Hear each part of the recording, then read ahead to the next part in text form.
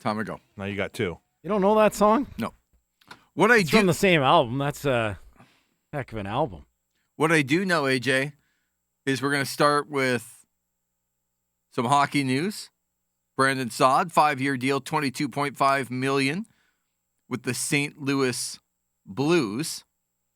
And Corey Perry inked a 2-year deal with the Tampa Bay Lightning in the if you can't beat them, join them category. So Corey Perry gets a 2-year deal. Brandon Saad, a 5-year deal. In the world of hockey, we got the NBA draft tonight.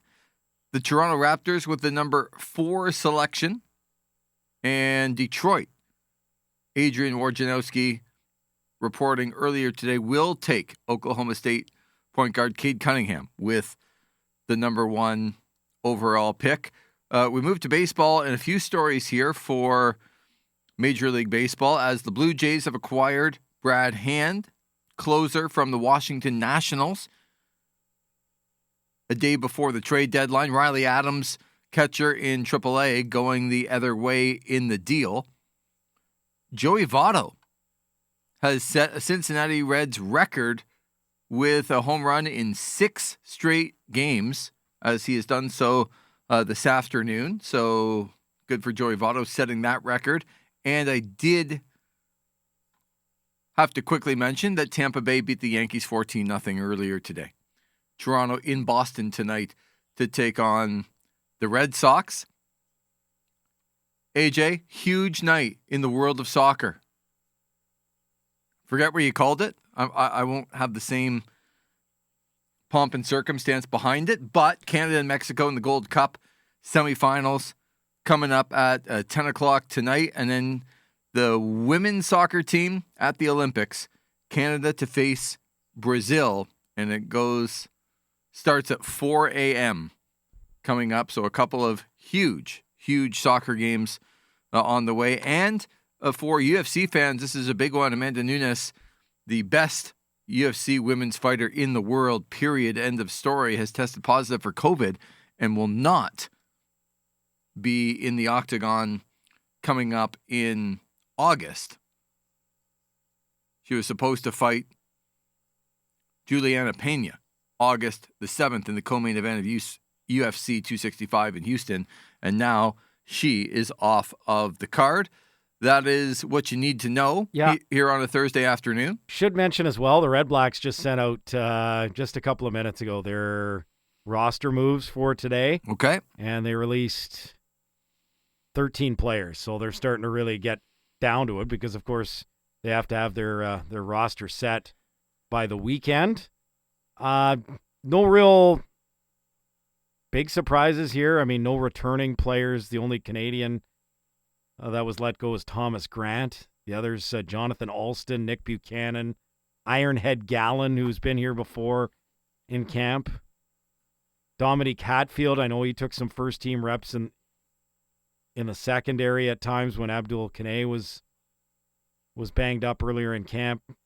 DeJuan Hines, Jawan Johnson, Jack Kramer, Marcus Roberson, Kendrick Rogers, Shannon Smith, another guy who took some first-team reps at receiver at times in camp, Taylor Tappan, and Joe Walker. Interesting that they've released their remember they brought in 2 American centers? Well, they released both of those American centers. So you kind of think, because one of the things I was thinking, okay, well, Mark Cordy's going to start on the O-line. We know that, right? It's just a matter of where does Mark Cordy start on the O-line. And he has been taking the bulk of his reps at center. Well, the fact that they have released the American centers leads me to believe that they will go probably with 2 American tackles I know Jacob Zott has been taking a lot of first-team reps at guard. And then obviously you got Mark Cordy and Nolan McMillan. So how does that affect the rest of the ratio? I guess we should get a better indication as this week progresses. But, we're getting down to the short strokes and curious to see. I mean, we've seen some players. I mean, we're going to find out exactly what they think internally of their own receivers too, right? Because there have been some guys, Terrell Sinkfield and Naaman Roosevelt and Kenny Stafford that have been released by other clubs, right? And so Add Kenny Shaw from Edmonton today. So there you go. There's another. So we're going to find out in short order what they think of their own receivers because, they're going to know these different players from around the league and they may like what they have, right?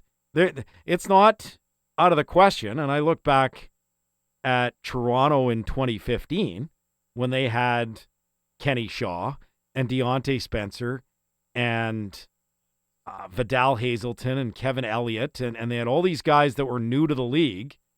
The only guy you really knew was Chad Owens, and that was a really good receiving core. So sometimes just because, you've got a lot of players that are American players that are really, decent pedigree, decent talent. Can they fit into the system? And so we're going to find out exactly what they think of that group of players and other group of players as well, because now that cuts are coming in, we'll see if some of those players trickle into Ottawa as well. The two names on the Edmonton list that I kind of noticed were Kenny Shaw and Sean Lemon, both released by the Elks today. I think Ottawa's going to have a really good defense. Obviously, there's big questions on offense, but when I look at that defense and you say, okay, you've got Antoine Pruneau. Who, by the way, scheduled to join us tomorrow on the drive. Beauty. Antoine Pruneau. Always look forward to chatting with him. Always a lot of passion. And the guy lives and breathes football and certainly your Red Blacks as well. So, you got him as your safety. You've got Abdul Kanay, Sherrod Baltimore, Gump Hayes, who had a pretty promising rookie season here, and Randall Evans as, the rest of your starters in your secondary. Don Unamba's a guy with a lot of experience and a very good player at Sam linebacker. Like, their linebackers are going to be ridiculously good. Avery Williams is one of the best in the league. You've brought in another real physical player, mean, in Micah Awe. And you have Jared Fernandez who can back up. And so then you look at the front. You brought in Cleon Lang. He's a ratio breaker at defensive tackle. You brought in Devon Coleman from BC. He's a guy that's been an all-star in this league. And then, you've got Avery Ellis. And we'll see what they decide to start at the other defensive end position. I know Kenny Onyeka, Canadian and local guy, has been taking some first-team reps. So do they go with Onyeka and also Cleon Lang on the defensive line in terms of Canadians, which allows you to go with, just 4 Canadians on the offensive side of the ball. So I look at that defense and I say, this defense could be really good. It's just the questions are on offense. There's a lot of questions on offense, but as you said, experience on defense, and I think the hope would be from the Ottawa Red Blacks is that your head coach, offensive coordinator, and your quarterback know exactly what's going on here with the offense and can just, look, we don't have to score 40 points a game to win, but we do have to score, 24, 27 points. If we can possibly do that, we got a good enough defense that we might be able to win some games. And one thing, too, is, like you said, not just the offense, but the coaching staff, too, right? It's a veteran coaching staff with a lot of big names here that have been around. Bob Dice, Benavides, LaPolice. Like, these guys are all experienced coaches that have been around a while, that a lot of these, these guys are going to have to lean on and use their experience and the creativity of, like AJ listed off the whole defense. Like, a lot of these names but on offense, we're not going to know a lot of names. Yeah. But it's how creative can Paul LaPolice be? How does he utilize a lot of these guys no one's heard of? We know about R.J. Harris. We know about Matt Nichols. We don't know much else. Devontae Dedman. He's another guy that was mainly used as a returner. Did they factor him in more as a receiver? But it's utilizing weapons. Does Dominic Davis get some special packages like we saw Paul LaPolice do with his quarterbacks and a lot of his special weapon players in Winnipeg? There's going to be a lot of guys and a lot of weird looks, but I'm curious to see how that happens. But the coaching staff, I think, is big here. Yeah, and I think just the fact that you've got. I just think the staff is better. Like, I'm a big Rick Campbell fan. I think he's going to do very well in BC, but that staff wasn't as good as it was in, say, 2015 and 2016 towards the end here. They had lost, first you lost Jason Moss at offensive coordinator. You brought in Jamie Elizondo, and, the offense was able to continue to play well with Jamie. But just the position coaches, losing Ike Charlton as your DB coach, losing Travis Moore as your receivers coach, losing Brian Chu as your offensive line coach. And I think I don't think it's a secret anymore. The reason Travis Moore and Brian Chu left is because there was a conflict of personalities with Jamie Elizondo. So it was kind of an us or him type thing, and they chose Jamie, and I understand why they chose Jamie, especially given his relationship with Trevor Harris. But the staff just wasn't as good. And so I think to have Bob Dice as the holdover is big, and to have, and again, it's not just about the coordinators. I think they're going to be real strong in that regard, but you bring in Bob Wiley as the offensive line coach. We heard, Nolan wasn't throwing anybody under the bus the other day when he was on, Nolan McMillan, but he used the word night and day, did he not, in terms of what he was getting in terms of his coaching with Bob Wiley. So that I thought was pretty indicative. Mm-hmm. And having a guy like a Steve Walsh, right? Because you have you have an offensive coordinator who also is your head coach. So with that, I think it's important that you had somebody else in here, and to have someone with the experience playing, coaching, and just everything that Steve Walsh has done, I think is another real important piece to the staff, along with a guy like Alex Subaru. The receivers have raved about him so far. So I just think the staff, top to bottom, is going to be better, and that's going to help things out, because it just they lost too much by the end in 2019, and the staff just wasn't as good as it was in 2015 and 2016. The interesting thing that Nolan McMillan said is that he'd never been coached by an offensive-minded coach first. That everything he'd ever had is a defensive guy first, or a special teams guy, where now he's in an offense where the head coach is an offensive guy. And that was night and day from what he has been a part of previously. And that's where you have to hope that if this defense is really good, that the offense that Paul LaPolice puts in can create some new stars because of the way that he does it. Yeah. Two players that have seen a lot of reps at receiver just from the limited time that I've been there. Ryan Davis, who went to Auburn. And he was quite productive at Auburn.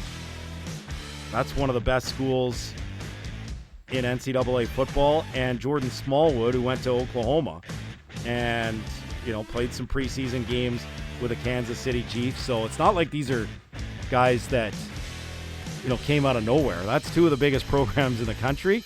And Smallwood and Davis both played a big role from what I saw in camp. So there's two receivers that, along with RJ Harris, along with, a Devontae Dedmon and some of the other guys that they have, they might just like these guys more than, some of the guys that have been cut around the league. So let's give these guys a chance and see what some of these guys can do once the lights are on and the bodies are flying on August 7th in Edmonton. Yeah, Davis also with some return experience as well. Smallwood playing with Baker Mayfield that year at Oklahoma, too. He had some good numbers there. I think he saw some return time as well, so lots of options here. When we come back, we're going to get back into the Aaron Rodgers discussion. And then Gabe Neitzel from ESPN Milwaukee will join us just after 5 o'clock. How much say should an athlete have when they are the star player on the team with decisions that go on in management? We'll talk more about it when the drive continues on TSN 1200. Conference from Aaron Rodgers. And speaking to the media at length yesterday, I think it took 32 minutes in total. You heard about 16 minutes of it here in the 2 o'clock hour. Just want to play a couple of clips from both Aaron Rodgers, 2 clips from Aaron Rodgers, and then we'll hear the other side from the general manager of the Green Bay Packers. But let's start with Aaron Rodgers. First of all, he was asked if he was involved in the hiring of Matt LaFleur as the coach. I talked to Matt after the deal had already been in place to hire him as a coach. I wasn't part of that conversation. Let's just make that completely clear. I do love Matt, and we've had a blast together, and I'm glad he's here. But it's decisions like that have happened over and over and over again that make me realize that the organization looks at me and my job is just to play. In my opinion, based on what I've accomplished in this league, the way I care about my teammates, the way I show up in the locker room, the way I lead, the way I conduct myself in the community, it should tie myself to a little bit more input. The rules, are the same for most people, but every now and then there's some outliers, guys who've been in an organization for 17 years and won a few MVPs, where they can be in conversations at a different higher level. I'm not asking for anything that other great quarterbacks across the last few decades have not gotten. The opportunity to just be in conversation. So if you're gonna cut a guy who, based on a meritocracy, was our second best receiver in training camp last year for the majority of camp, maybe run it by me, see what I feel. I might be able to change your mind. But at least to be in a conversation makes you feel like you're important, you're respected. And that's what I tried to convey in February and for the first couple months. But no, it hasn't been that. That's just the way they do it. I don't necessarily agree with it, but objectively, there's been a lot of success here over the last 30 years. I just wanted to be a little bit more involved, and I understand that that's not the way it went. Aaron, did you not get any of those? All right, there's the clip from Aaron Rodgers on Matt LaFleur, and he went on to talk about his lack of involvement. I think my favorite part, because that was the end of the first question.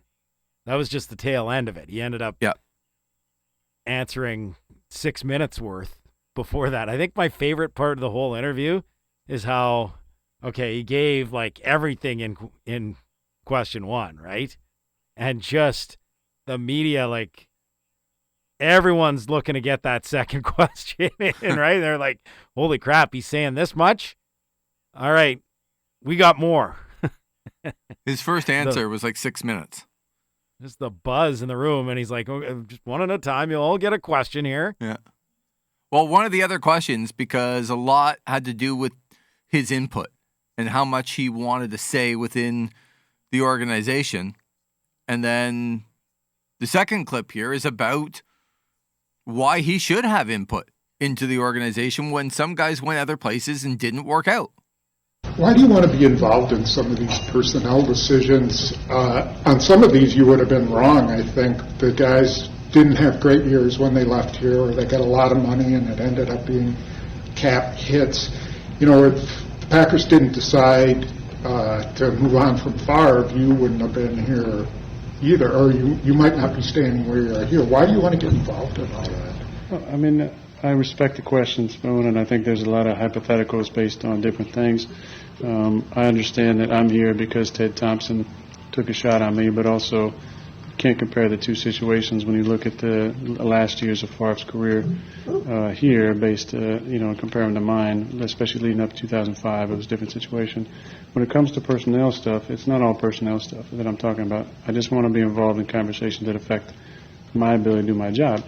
And it's not all personnel. But I think I have a unique perspective being in a locker room and having been the starter here for 13 years and being here for 16 years.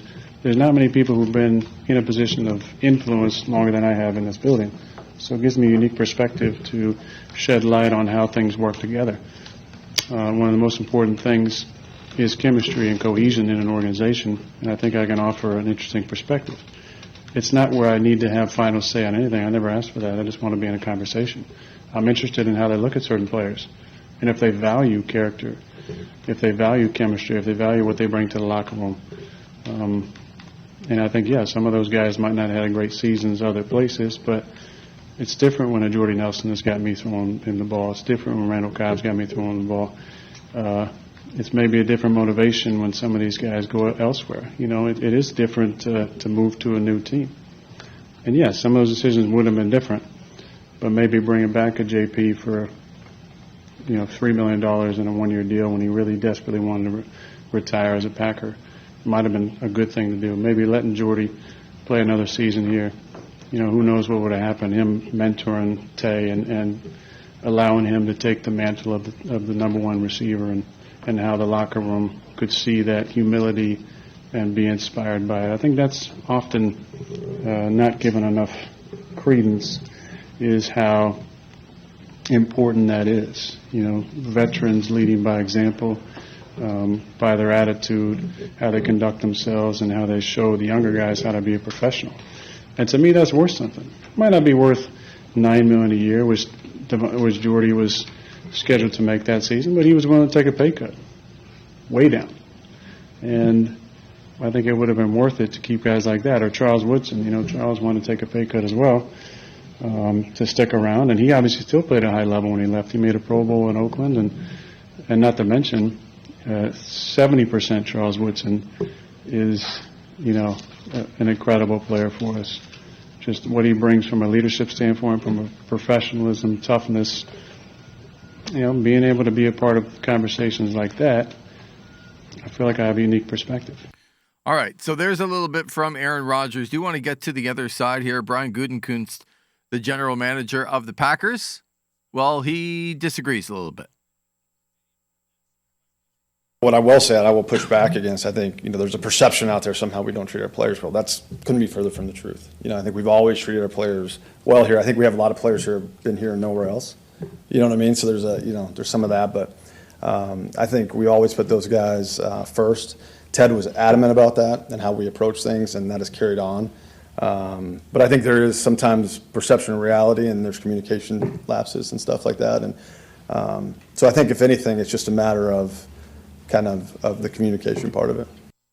So there is the general manager talking about, disagreeing a little bit about the communication, but he does admit that communication with his star quarterback in previous years could have been a little bit better. In every part of it, on every side, I think the communication could have been better. You know what I mean? And it's kind of one of those things. It's, like me and Matt, for instance, we've been together for going on our third year now. It gets better and better and better, right? And it's the same thing with, when I first started working closely with Russ and Mark and all that kind of thing. It gets better and better and better. There's got to be a willingness to do that. I think it's just time on the job. All right, so there's a couple of answers from Brian Gutekunst, the general manager of the Green Bay Packers. AJ, when you hear Aaron Rodgers go on at length, and he brought up a number of subjects in his 32-minute press conference yesterday, and you hear the Packers GM kind of respond today, do you look at it any differently? I mean, I listened to it the first time and thought, wow, these are a lot of great points. The second time I listened to it, I was like, this is a fascinating press conference, but I do understand that Aaron Rodgers is coming at it from one point of view where that the truth might be somewhere in between. I just don't know exactly where. Well, that's the thing. Like you said earlier, there's three sides to every story. The organization side, his side, and truth is somewhere in the middle, but I can understand why you have this kind of friction, because in the end, the organization has to do what's right for the organization long term, and the quarterback is thinking probably a little more short term, right? Players think more in the here and now. The organization is thinking, okay, well, I'm sure we could bring all these guys back, but we want to continue to be good. We don't want to have a situation here where we bring guys back at the tail end of their career that, yes, help out and maybe you win now, but, once those guys leave, you kind of have a bit of a gaping hole, right? So it's not an easy job being a general manager, especially in any sport, because you have to be ruthless, but especially football. And there's so many players, and there's so many good players. So how do you have that balance to ensure that you're good now. You have the right players. And look, Tampa Bay decided we don't care about any of that.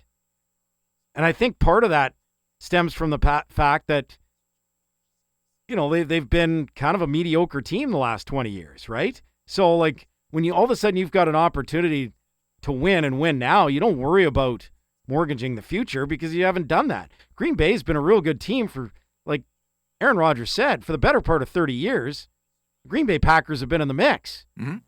And so they've been in the mix because they've done things a certain way. Probably, you know, it's the old Brian Kilray way of doing things, right?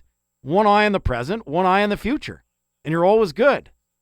And maybe Brian Kilray didn't mortgage the future to, you know, go for a Memorial Cup run by giving up picks and all this type of young players, but they're good every year. Green Bay Packers are good every year. And in a market like that, I don't know if the Green Bay Packers can afford, and maybe they look at that internally, right? Maybe they look at it, this is the way we have to build because we can't really afford to be bad, to be the Browns, to be the Lions, because we might not ever get it back. So I think there's two sides. I understand everything that Aaron Rodgers says makes sense, but I also understand why there is some pushback. Now, I think you should probably listen to him a little bit more, but in the end, what you've done over the course of the last 30 years has worked quite well. Not a lot of bad Green Bay Packer teams in the last 30 years. You have to go into the 80s to really find a stretch where they were bad for a long time. So I think where it starts, right? Regardless of what the communication was like before a couple of years ago. Even Aaron Rodgers talks about it. When they traded up and drafted Jordan Love, his replacement. They didn't draft a need for him. They didn't draft a need for the offense. He didn't seem to have any say in that. And when they draft your replacement, it's clear when you trade up into the first round of the NFL draft, that's a big deal, right? That's a lot of capital. That could be a really good player. It's not like the NHL draft. That's a player that gets right into your lineup and helps your team. Generally starts on day one. Right. So instead of getting some help for Aaron Rodgers and the offense to get over the hump, they drafted his replacement by trading up to do so. That's where it has started here. And I'm not blaming the Green Bay Packers for doing that. I'm just saying they obviously felt like that was a position that they wanted to make sure that they had in-house in the future. And they didn't talk to Aaron Rodgers about it. And he got his back up about it. And that's where it started to go awry. I don't know how you fix that when Aaron Rodgers is going 13-3 every year. As he said, he's gone 26-6 in his last 2 years. He's the reigning MVP. I'm not a big Aaron Rodgers guy when I say that I always think he's got somebody else to blame other than himself when things go wrong. Like a couple of years ago, Aaron Rodgers threw the ball and made a big mistake inside the red zone instead of running the ball or just falling on it for the Green Bay Packers to maybe win a game. And he cost them big time. But that's one mistake. Aaron Rodgers is the guy, the Hall of Famer, the guy that you would actually make sure that you're on the same page with. And I think, Steve, it was you that brought up earlier in the week about Patrick Mahomes calling out the Packers organization, saying that this would never happen in Kansas City. Yeah. And just, I mean, we heard a bold press conference from Aaron Rodgers, but I thought that was a bold statement from Patrick Mahomes. Not that, he was, fully taking shots, but for a guy that's been very straightforward, doesn't say anything too controversial, to see him kind of take his own approach and bring in Aaron Rodgers and the Green Bay Packers and just dismiss that would never happen to him was something out of the norm for a guy like Patrick Mahomes too. And for Aaron Rodgers, I always believed he was going to show up to camp. I thought that there was going to be a way. You heard him speak about, as soon as I started training, I got that competitive fire back. I wanted to play. I know it can play. I had an MVP season. I thought out of everything, I know he's stubborn. I know his personal issues, and you could throw that all out there. But at the end of the day, this is a competitive athlete that's the MVP in the NFL, and he's not going to sit at home following that season.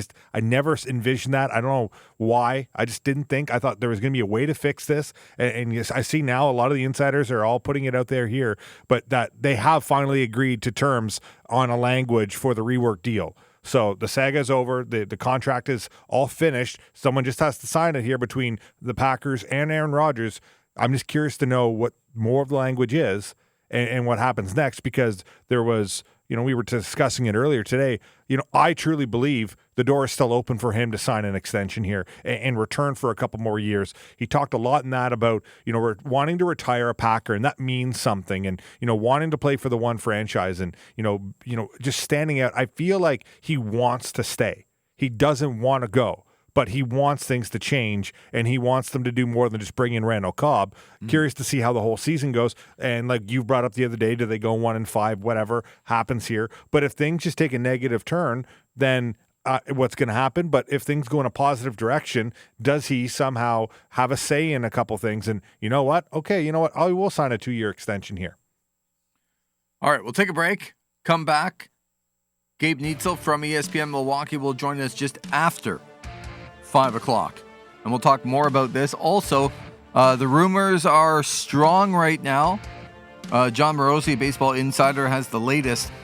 Max Scherzer to the San Diego Padres is close. He's told that the review of the medical information could take some time. Don't anticipate a formal announcement within the hour.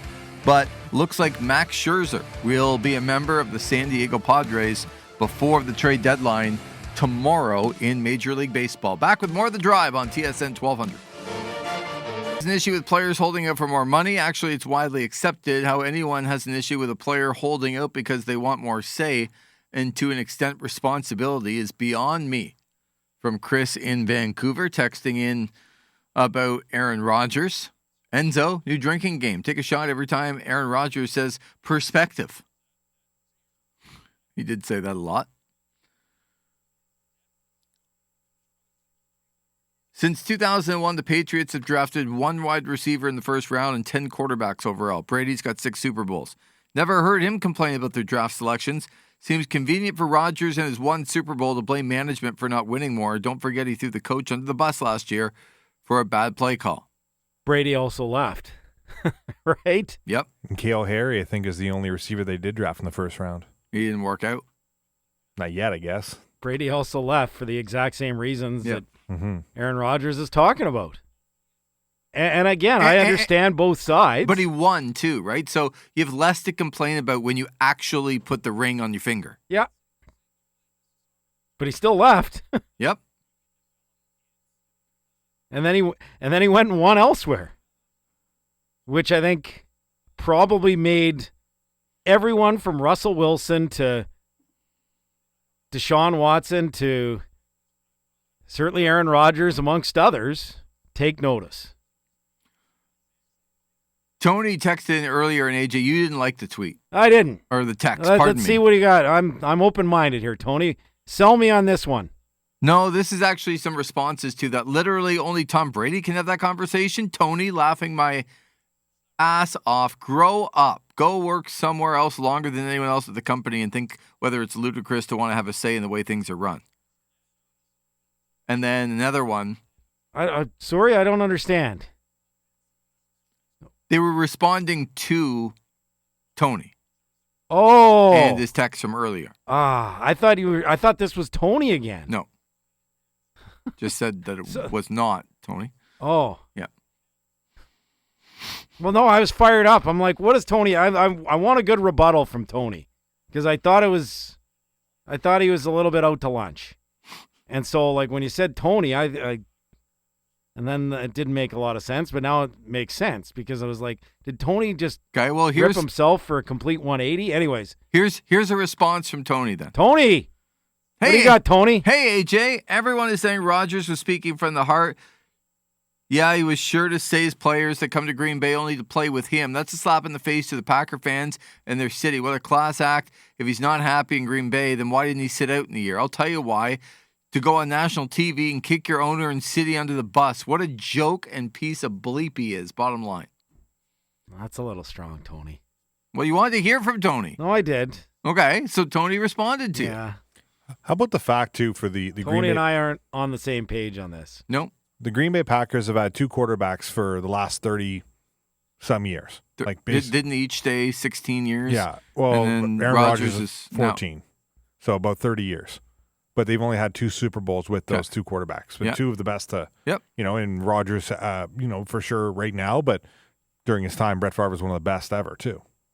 And again, I bring up the Ottawa 67s, right? Because if anyone crapped on anything from the Brian Kilrea with the Ottawa 67s, and I wasn't here for a lot of it. I was here for 4 years, and I rode the buses with that group, and they're 4 of the best years of my life, and the fun that I had on the bus and just getting to, know all the characters, and wouldn't trade that in for anything.